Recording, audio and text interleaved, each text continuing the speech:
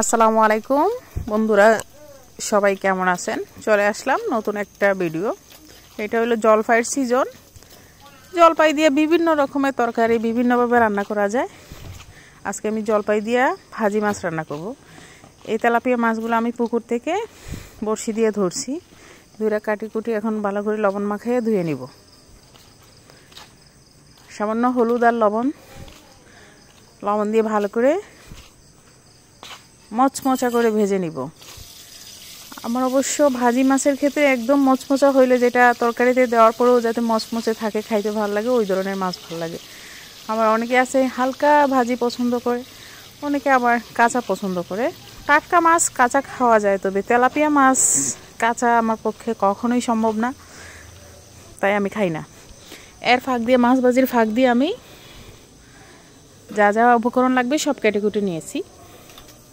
এই যে মোটামুটি প্রায় আমার মাছ ভাজি হয়ে আসছে। এখন আমি মাছ নামিয়ে নিয়ে এই তেলের মধ্যেই আমি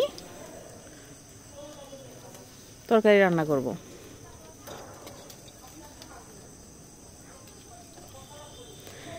এই তরকারিটা কিন্তু বাচ্চারাও খাইতে পারবে, আমি ঝাল দিব না, শুধু এই 4টা মরিচ দিব, আর কিচ্ছু দিব না এক্সট্রা মরিচ। এই যে আমি রসুন কিন্তু সামান্য ছেঁচে দেই, ছেঁচে দিলে অনেক সুন্দর ফ্লেভার আসে।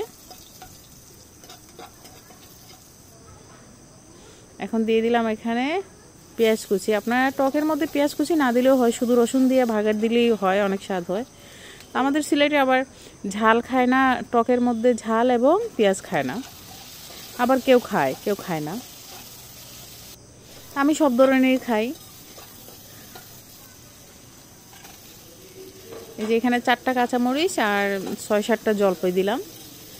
জলপাই কিন্তু বেশি দিলে আবার টক হয়। দিয়ে দিলাম সামান্য পরিমাণে হলুদ, দিয়ে ভালো করে নেড়ে চেড়ে ভেজে নিচ্ছি।